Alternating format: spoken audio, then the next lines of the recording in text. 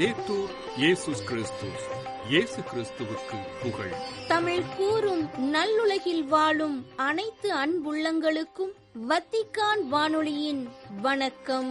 இறைவன் உங்கள் உள்ளத்தையும் இல்லத்தையும் தன் அன்பாலும் அருளாலும் அமைதியாலும் இன்றும் என்றும் நிரப்புவாராக.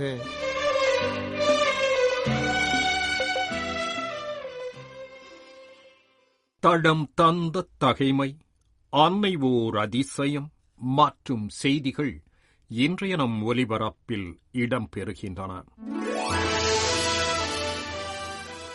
தடம் தந்த தகைமை, கடவுள் பார்வையில் அருவருப்பு.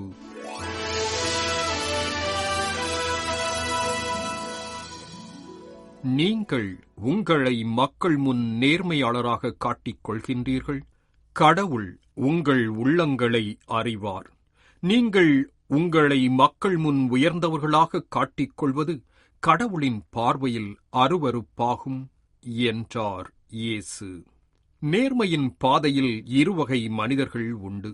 நேர்மையாக வாழ்பவர்கள் எந்தச் சூழலிலும் தன்னை பாராமல், தன்னலம் நாடாமல், தன் பணியை தன் மனச்சான்றுக்கு அஞ்சி தனித்துவமான வாழ்வை தொடர்பவர்கள்.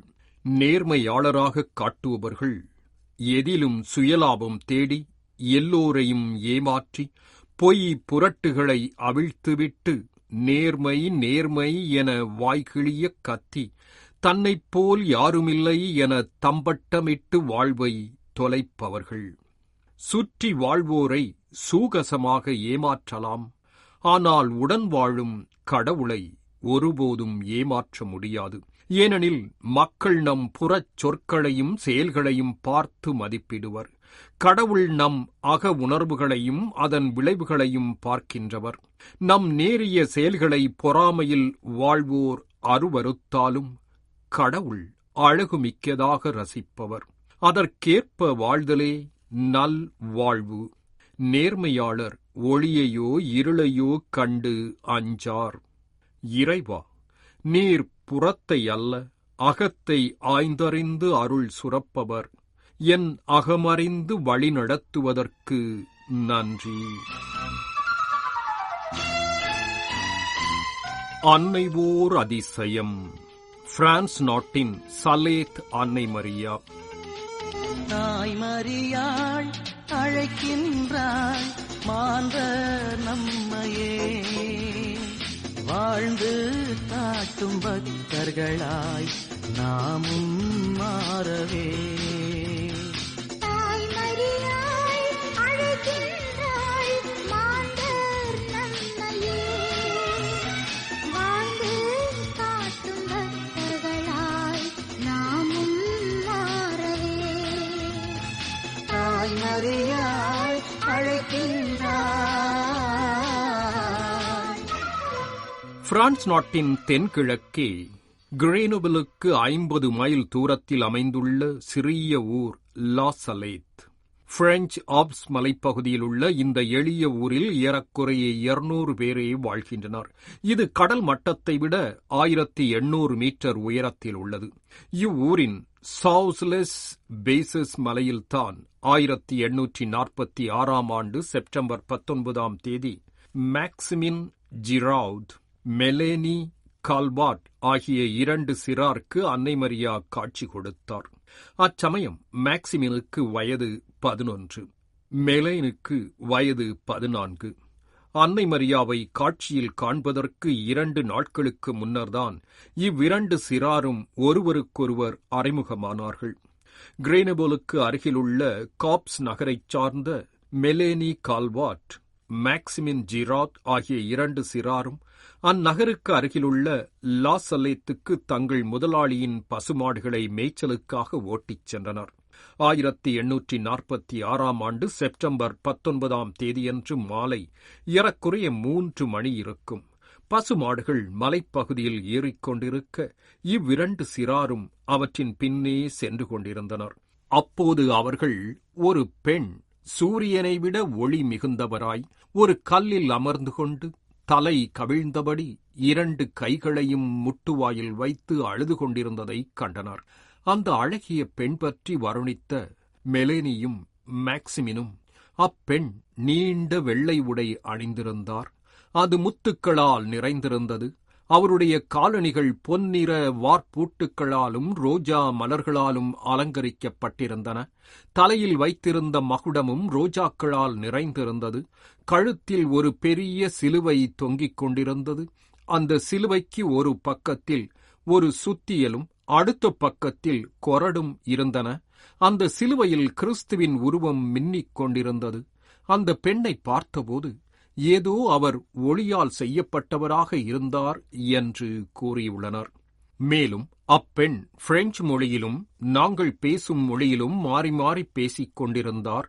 அழுது கொண்டே பேசினார் என்று அவர்கள் கூறினர். அனைத்து மக்களுக்கும் சொல்வதற்கென ஒரு செய்தியையும் சொன்னார். அதனையும் அழுது கொண்டே சொன்னார் எனவும் அச்சிறார் விவரித்துள்ளனர். அச்சிறார் வர்ணித்த பெண்ணாகிய அன்னை மரியா சொன்ன செய்தி இதோ: மக்கள் மனம் மாறாவிட்டால் அவர்களுக்கு கிடைக்கும் தண்டனை கடுமையானதாக இருக்கும். அறுவடை பயிர்கள் வெப்பு நோயால் பாதிக்கப்படும். கடும் பஞ்சமும் ஏற்படும். இம்மக்களுக்காக தான் தொடர்ந்து தனது மகன் இயேசுவிடம் மன்றாட வேண்டும்.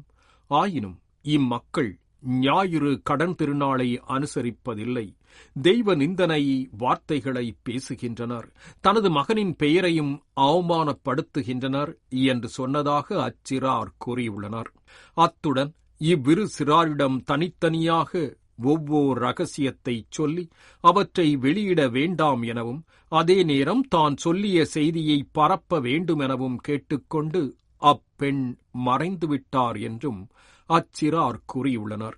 அச்சிறார் அன்னை மரியாவை காட்சியில் கண்டபோது பசுக்கள் அமைதியாக படுத்து உணவை அசை போட்டுக் கொண்டிருந்தன என்று மெலானி சொல்லியுள்ளார்.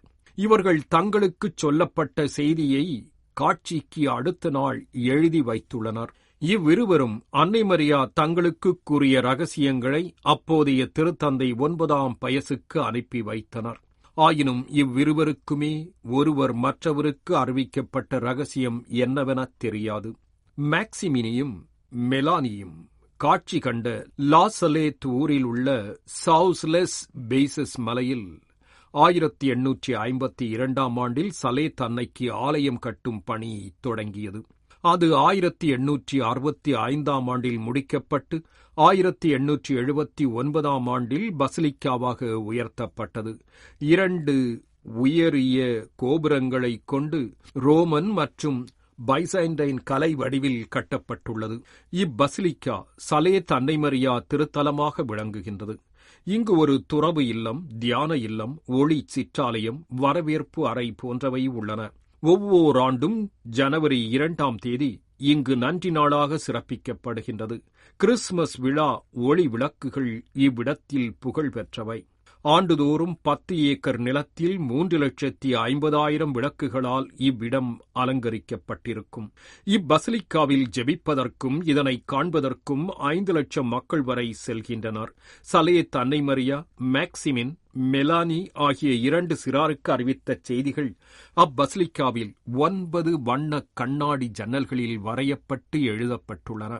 முதல் ஜன்னலில் எனது மக்கள் பணியவில்லை என்றால் என்றும், 2வது ஜன்னலில் நான் உங்களுக்கு 6 நாட்கள் வேலை செய்ய கொடுத்துள்ளேன் என்றும், 3வது ஜன்னலில் வாகன ஓட்டுநர்கள் எனது மகனின் பெயரை வீணாக உச்சரிக்கின்றார்கள் என்றும், 4வது ஜன்னலில் ஒரு பெரும் பஞ்சம் ஏற்படும் என்றும், 5வது ஜன்னலில் என் மக்கள் மனம் மாறினால் என்றும், 6வது ஜன்னலில் எனது குழந்தைகளே நீங்கள் நன்றாக ஜெபம் செய்கின்றீர்களா என்றும், 7வது ஜன்னலில் தவக்காலத்தில் அவர்கள் நாய்களைப் போல மாமிச கடைக்குச் செல்கின்றார்கள் என்றும், 8வது ஜன்னலில் விளைச்சல் நிலத்திற்கு அருகில் ஒரு காலத்தில் என்றும், 9வது ஜன்னலில் இச்செய்தியை அனைத்து மக்களுக்கும் அறியச் செய்யுங்கள் என்றும் வரையப்பட்டுள்ளன. இவை அனைத்தும் சலேத் அன்னை மரியா காட்சியில் கூறியவை. அன்பு நேயர்களே, அன்னை மரியா காட்சி கொடுத்த இடங்களில் அந்த ஊரின் பெயரால் அன்னை மரியா அழைக்கப்படுகின்றார். சலேத் அன்னை மரியாவை காட்சியில் கண்ட மேக்சிமின் தனது 39வது வயதில் 1875 ஆண்டு மார்ச் 1 அவரது சொந்த கிராமமான காப்ஸில் இறந்தார். மெலினே 1904 ஆண்டு டிசம்பர் 15 இத்தாலியின் ஆல்தமூராவில் இறந்தார். இவர்களின் காட்சி இடம்பெற்று 4 ஆண்டுகளுக்கு பின்னர் இது உண்மையானது என்று கிரெனோபிள் ஆயர் பிலிப்பர்ட் தே புரூயிலார்ட் அறிவித்தார். லாசலேத் பங்கிலுள்ள ஆப்ஸ் மலையில் 1846 ஆண்டு செப்டம்பர் 19 2 ஆடுமேய்க்கும் சிறாருக்கு புனித கன்னிமரியா காட்சி கொடுத்தது உண்மையே. எனவே சலேத் அன்னை மரியா வழிபாட்டை அதிகாரப்பூர்வமாக அங்கீகரிக்கின்றோம் என ஆயர் தனது அறிக்கையில் கூறியுள்ளார். இந்த காட்சியில் சலேத் அன்னை மரியா அச்சிறாரிடம், குழந்தைகளே, நீங்கள் ஜெபம் செய்கின்றீர்களா என்று கேட்டு தினமும் ஜெபிப்பதன் முக்கியத்துவத்தையும் திருப்பலிக்கு செல்ல வேண்டும் என்பதையும் வலியுறுத்தியிருக்கின்றார். மனம் மாற வேண்டியதன் அவசியத்தையும் இறைவனின் பெயரை தேவையின்றி பயன்படுத்தக்கூடாது என்பதையும் சொல்லியிருக்கின்றார். அன்பர்களே, தவக்காலத்தை துவக்கியுள்ளோம். மனம் மாற வேண்டியதன் தேவையை உணர்வோம். சலேத் அன்னை மரியா சொன்னது போல தொடர்ந்து ஜெபிப்போம்.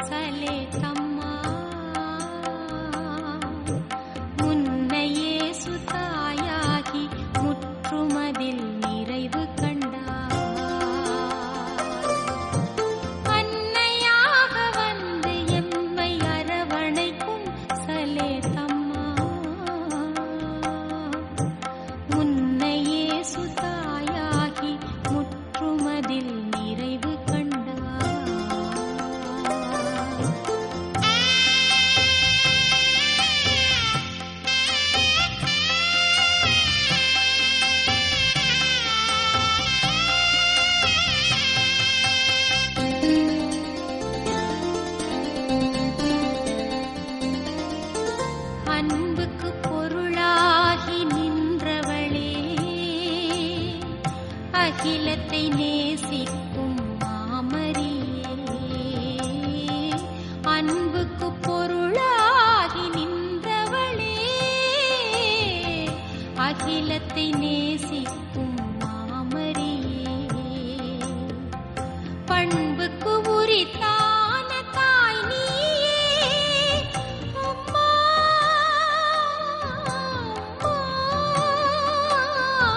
அம்மா அம்மா, பண்புக்கு உரித்தான தாய் நீயே, பாசத்தில் உனக்கிணை யாரம்மா, உனக்கிணை யாரம்மா, அன்னையாக வந்து எம்மை அரவணைக்கும் சலேத்தம்மா, உன்னையே சுத்தாயாகி முற்றுமதில் நிறைவு கண்டாய்.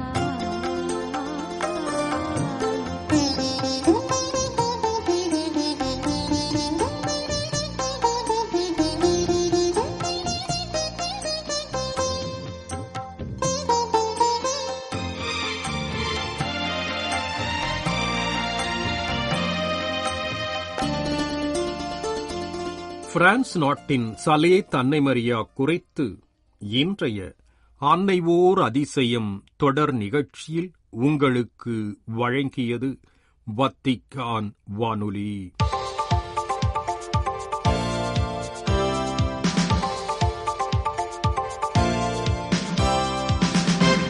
செய்திகள். மார்ச் 5 புதன்கிழமை முழுவதும் திருத்தந்தையின் உடல்நிலை தொடர்ந்து சீராக இருந்தது என்றும் அவருக்கு சுவாச கோளாறுகள் எதுவும் ஏற்படவில்லை என்றும் தெரிவித்துள்ளது திருப்பீடச் செய்தி தொடர்பகம். மருத்துவ ஆய்வுகளின்படி அதிகளவு செயற்கை ஆக்சிஜன் வழங்கும் சிகிச்சை முறை திருத்தந்தைக்கு வழங்கப்பட்டது என்றும் சுவாச உடல் இயக்க மருத்துவம் மற்றும் செயல்திறன்மிக்க விசைவுந்து பிணி நீக்கல் முறை இரண்டையும் அவருக்கு மருத்துவர்கள் அதிகரித்துள்ளனர் என்றும் கூறுகிறது அதன் அறிக்கை. மார்ச் 5 புதன்கிழமையை திருத்தந்தை நாற்காலியில் அமர்ந்தவாறு கழித்தார் என்றும் மருத்துவ சூழ்நிலையின் சிக்கலான தன்மையை கருத்தில் கொண்டு அவரது நோய் குறித்த முன்னறிவிப்பு தள்ளி வைக்கப்பட்டுள்ளது என்றும் உரைக்கிறது அவ்வறிக்கை. மார்ச் 5 புதன்கிழமை காலை 10வது மாடியில் உள்ள சிற்றாலயத்தில் திருநீற்று புதன் திருச்சடங்கில் பங்கு கொண்டு திருநற்கருணை உட்கொண்டார் என்றும் அதன் பிறகு வழக்கம் போல் தனது அலுவலக பணிகளில் ஈடுபட்டார் என்றும் தெரிவிக்கிறது திருப்பீடச் செய்தி தொடர்பகம். சிறப்பாக மார்ச் 5 புதன்கிழமை காலையில் திருத்தந்தை பிரான்சிஸ் அவர்கள் காசாவில் உள்ள திருக்குடும்ப ஆலயத்தின் பங்கு பணியாளர் கபிரியல் ரொமானெல்லியை அலைபேசியில் அழைத்து உரையாடினார் என்றும் மதியம் சிறிது நேரம் ஓய்வு, சிறிது நேரம் அலுவலக பணி என மாறி மாறி செயல்பட்டார் எனவும் அவ்வறிக்கை தெரிவிக்கின்றது. சாம்பல் நாம் என்னவாக இருக்கிறோம் என்ற நினைவை நம்மில் புதுப்பிக்கிறது. ஆனால் அதே வேளையில் நாம் என்னவாக இருப்போம் என்ற நம்பிக்கையையும் நம்மில் உருவாக்குகிறது என்று கூறினார் திருத்தந்தை பிரான்சிஸ். மார்ச் 5 இப்புதன்கிழமை மாலை 5 மணிக்கு ரோமையில் உள்ள புனித சபீனா பேராலயத்தில் நிகழ்ந்த திருநீற்று புதன் திருப்பலியில் வாசிக்கப்பட்ட அவரது மறைவுரையில் இவ்வாறு கூறியுள்ளார் திருத்தந்தை. திருத்தந்தை பிரான்சிஸ் அவர்கள் பிப்ரவரி 14 வெள்ளிக்கிழமை முதல் மருத்துவமனையில் தொடர் சிகிச்சையில் இருந்து வருவதால் அவரால் தயாரிக்கப்பட்ட மறைவுரையை இந்த திருப்பலியின் போது கர்தினால் ஆஞ்சலோ தே டொனாத்திஸ் அவர்கள் விசுவாசிகளுக்கு வாசித்தார். சாம்பல் நமது மரணத்தை நினைவூட்டும் அதே வேளை அது உயிர்த்தெழுதலின் வாக்குறுதியை நோக்கி நம்மை வழிநடத்துகின்றது என்று வலியுறுத்தியுள்ள திருத்தந்தை, கிறிஸ்துவின் மரணம் மற்றும் உயிர்த்தெழுதல் வழியாக நாம் மனத்தாழ்மையுடனும் நம்பிக்கையுடனும் தவக்காலத்தின் வழியாக பயணிக்க அழைக்கப்படுகிறோம் என்றும் சுட்டிக்காட்டினார். சாம்பல், சோர்வு, தோல்விகள், வாழ்க்கையின் நிலையற்ற தன்மை ஆகிய நமது பலவீனங்களை நமக்கு நினைவூட்டுகின்றது என்றும் அவை உலகிலுள்ள அநீதி, சுரண்டல் மற்றும் வன்முறையின் நச்சுத்தாக்கங்களை அடையாளப்படுத்துகின்றன என்றும் தனது மறைவுரையில் எடுத்துக்காட்டினார் திருத்தந்தை. இருப்பினும் நாம் விரக்தியில் வாடாமல் இயேசு கொண்டு வந்த நம்பிக்கையை நோக்கி பார்க்குமாறு விசுவாசிகளிடம் கேட்டுக்கொண்ட திருத்தந்தை, அவர் தனது தியாக மரணத்தின் வழியாக நம்மை இறைத்தந்தையுடன் ஒப்புரவாக்கினார் என்றும் நமக்கு நிலைவாழ்வை வழங்கினார் என்றும் மொழிந்தார். நைஜீரியாவின் கஃபெங்சன் மறை மாவட்டத்தில் சில்வெஸ்டர் உகைச்சுவு என்ற கத்தோலிக்க அருள் பணியாளர் கடத்தப்பட்டு கொலை செய்யப்பட்டார் என்று செய்திக்குறிப்பொன்று தெரிவிக்கின்றது. மார்ச் 4 செவ்வாய்க்கிழமை மாலை கடத்தப்பட்ட அவர் மார்ச் 5 திருநீற்று புதனன்று இறந்து கிடந்தார் என கூறும் செய்திக்குறிப்பு தெளிவான நோக்கமில்லாமல் நடந்த அவரது கொலை உள்ளூர் கிறிஸ்தவ சமூகத்தை பெரிதும் பாதித்துள்ளது. ஏனெனில் அவர் ஓர் அர்ப்பணிப்புள்ள மற்றும் அன்பான அருள்பணியாளராக இருந்தார் எனவும் உரைக்கின்றது. இந்த ஆண்டு நைஜீரியாவில் 5 அருள்பணியாளர்களும் 2 துறவு சபை அருள் சகோதரிகளும் கடத்தப்பட்டுள்ள நிலையில் அவர்களில் அருள்பணியாளர் சில்வெஸ்டர் மட்டுமே படுகொலை செய்யப்பட்டுள்ளார் என்று கூறுகிறது அச்செய்தி. கடந்த பிப்ரவரி 22 சனிக்கிழமையன்று கடத்தப்பட்ட 2 அருள்பணியாளர்களை இன்னும் காணவில்லை என தெரிவிக்கும் அச்செய்தி குறிப்பு கடந்த 2024 ஆண்டில் மட்டும் 13 அருள்பணியாளர்கள் கடத்தப்பட்டனர் என்றும் ஒருவர் கொலை செய்யப்பட்டார் என்றும் குறிப்பிட்டுள்ளது. இலங்கையில் நூற்றுக்கணக்கான கத்தோலிக்க அருள் சகோதரிகள் தவக்காலத்தின் முதல் நாளான திருநீற்று புதனன்று வீதிகளில் இறங்கி திருமணமாகாத பெண்கள் மற்றும் பாலியல் முறைகேடுகளுக்கு ஆளானவர்களின் உரிமைகளை பாதுகாக்குமாறு அந்நாட்டு அரசை வலியுறுத்தியதாக யூகான் செய்தி நிறுவனம் தெரிவித்துள்ளது. இதுகுறித்து இச்செய்தி நிறுவனத்திடம் பேசிய நல்மெய்ப்பர் சபையைச் சேர்ந்தவரும் மரியே வாழ்க துறவு இல்லத்தின் தலைமை சகோதரியுமான ரோசரி பெரேரோ அவர்கள், இந்த பேரணி எங்கள் சபை ஒழுங்கின் தேசிய பரப்புரையின் ஒரு பகுதியாகும் என்று கூறியுள்ளார். காங்கோ ஜனநாயக குடியரசின் கிழக்கு நகரமான கோமாவில் யுனிசெப் மற்றும் அந்நாட்டிலுள்ள அதன் துணைவர்கள் தினமும் 7 லட்சம் மக்களுக்கு உயிர்காக்கும் தூய்மையான தண்ணீரை வழங்கி வருகின்றனர் என்றும் இதில் ஏறத்தாழ 3,64,000 குழந்தைகள் அடங்குவர் எனவும் கூறியுள்ளது யுனிசெப் நிறுவனம். மார்ச் 5 இப்புதன்கிழமையன்று அறிக்கை ஒன்றில் இத்தகவலை வழங்கியுள்ள அந்நிறுவனம், கடந்த ஜனவரி மாத இறுதியில் அந்நாட்டில் நிகழ்ந்து வரும் கடுமையான மோதலால் ஏற்பட்டுள்ள நீர் பற்றாக்குறையை நிவர்த்தி செய்யும் விதமாக இந்த உதவியை வழங்கி வருவதாகவும் தெரிவித்துள்ளது. இத்துடன் வத்திக்கான் வானொலியின் தமிழ் ஒலிபரப்பு நிறைவு பெறுகின்றது. தொடர்வது அதன் மலையாள நிகழ்ச்சிகள். உங்கள் செவிமடுத்தலுக்கு நன்றி. வணக்கம்.